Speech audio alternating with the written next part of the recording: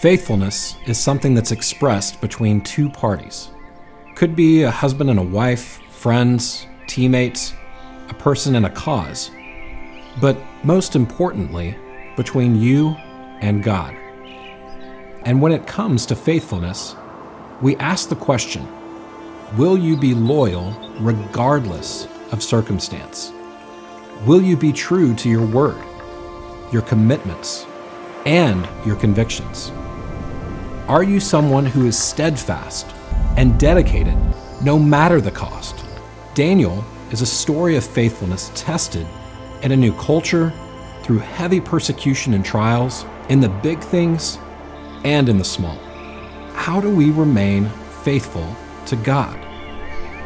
And how does God remain faithful to us?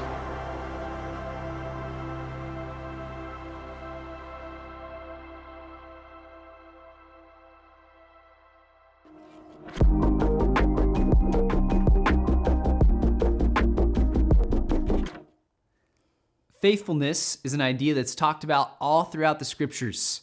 It's actually one of the fruits of the Spirit, and it's a crucial part of our relationship with God. And maybe most importantly, it's one of the most defining characteristics of God's relationship to us, his people. And so tonight we're going to take a look at a story that illustrates a lifetime of faithfulness in the big things and in the small. So if you have your Bibles, go ahead and turn to Daniel chapter 6 with me. We're going to be studying what might be the most famous and familiar story in all of the book of Daniel and possibly the Bible for sure. Daniel in the lion's den, okay? Now I can hardly mention Daniel in the lion's den without us all thinking about, some kind of Sunday school Bible lesson or a coloring book or a popsicle stick in paper bag craft in kids' church. I think whenever it comes to this story, we've all in some way developed this kind of cute, cuddly, fun picture of Daniel hanging around and, eating pizza with his lion friends who are all happy and smiling, right? And while some of those things are like faintly true, I want to remind you that this is a story of miraculous divine intervention in which God rescues a faithful man from being mauled by a pit of hungry lions. Lions are massive, wild apex predators, okay? They eat elephants, giraffes, water buffaloes. Like, this is a hardcore, intense, real-life Lion King, Tiger King type stuff, okay? So that's kind of our stage for tonight. And you guys know the majority of this story, and you certainly know the outcome. But I want to give us a little bit of background to what's going on so we can kind of set the scene for where this goes. So Daniel, at this point in his life, he's in his mid-80s. He's an old dude, and he's been serving in the king's court in Babylon for the past 65 years of his life. Long time, okay? If you guys remember, Daniel, he was brought over to Babylon as a teenager when the Babylonians destroyed Jerusalem. He and his friends were selected as these young men to grow up in the king's palace so they'd be trained and educated and equipped. They're going to rule over parts of the Babylonian Empire.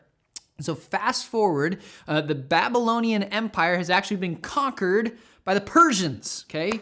And so Daniel, he had served faithfully under the Babylonian kings Nebuchadnezzar and Belshazzar, and now he's serving the Persian king Darius, okay? And so just think about this guy. He's been faithfully serving these foreign kings for his entire life. He's been interpreting signs and dreams and advising the governors of the province. He's been so faithful to these kings that they've elevated him to one of the top 3 officials in all of the government. And they actually have plans to make him the top official. And so implicit in Daniel's faithful service to these kings is the faithful service that he has to the one true king, who is God and ruler over all. That has prepared him for this incredible moment that's going to test his faith in order to display God's glory. So, amidst all of his success and favor, our story picks up in verse 4, where Daniel's co-workers are fed up and they try to develop a scheme against him. It says this: "The high officials and the satraps sought to find a ground for complaint against Daniel with regard to the kingdom, but they could find no ground for complaint or any fault, because he was faithful and no error or fault was found in him. And then these men said, "We shall not find any ground for complaint against Daniel unless we find it in connection with the law of his God." So these men, they're trying to corner Daniel, and they realized that, man, this guy is so devoted. He's so faithful. He's such a man of integrity. There is nothing that we're going to be able to bring against him other than the relationship he has with God. And that's what I want us to see today. That faithfulness to God in the big things requires faithfulness to God in the small things. It starts with the small things. It starts a life of faithfulness. It begins with everyday decisions of how we speak, how we act, the way we talk, how we spend our free time, the clothes we wear, the things we do on our phones, the way we interact with our parents and our siblings and our friends. Daniel's faithfulness to God was an all-encompassing priority that permeated his entire life. And so these officials scheme and they create a law that the only law that they can think of that they're going to catch Daniel with, right? So they make it illegal to worship any other god except King Darius. And for anyone who does, they'll be cast into the lion's den, okay? And look at Daniel's response with me in verse 10. It says, "When Daniel knew that the document had been signed, he went to his house where he had windows in his upper chamber open toward Jerusalem. He got down on his knees 3 times a day and prayed and gave thanks before his God, as he had done previously." Now, Daniel didn't run from the situation, right? He didn't complain to the king. He didn't say, "Hey, God, I've known you and I've served you for so many years. And, I'm just going to take some time off and, I'll be back. I'll come back later and be godly later." He got down on his knees. He prayed to God just as he had always done. That right there, that is the quintessential example of integrity. It's someone who does the right thing for the right reasons. It's somebody whose faithfulness is the same in public as it is in private, regardless of their circumstances. Daniel knew that if he was going to be faithful to God in the big things, that his faithfulness was going to have to start in the small things. And you all know how the story ends. Daniel's cast into the lion's den, and God is faithful. He delivers him out unscathed. And this is a story of Daniel's faithfulness to worship God, but it's also a story of God's faithfulness to deliver Daniel. And I want to give us a word of caution as we kind of think about this story before we go into our small groups.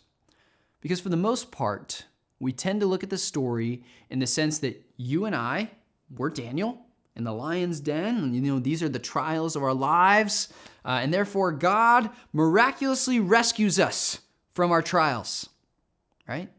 And now God is certainly capable of delivering us from any and every trial that you and I experience, but we would be mistaken to think that whenever we're in a lion's den, that God is always going to rescue us. God can and does deliver us from our trials, right? But he doesn't miraculously deliver all people from trials in the same way he did for Daniel whenever they arise. We'd be foolish to live as if that were the case. But what the story of Daniel illustrates is that even though Daniel knew that the punishment he would face by being faithful to God, he chose to remain faithful regardless. Daniel had no idea whether or not God was going to save him from the lion's den, but to him, didn't even matter, right? Whether or not God saved him doesn't take away from Daniel's faithfulness to God or from God's faithfulness to Daniel. He had made up his mind that he was going to be faithful no matter what, because he knew that God was going to be faithful no matter what.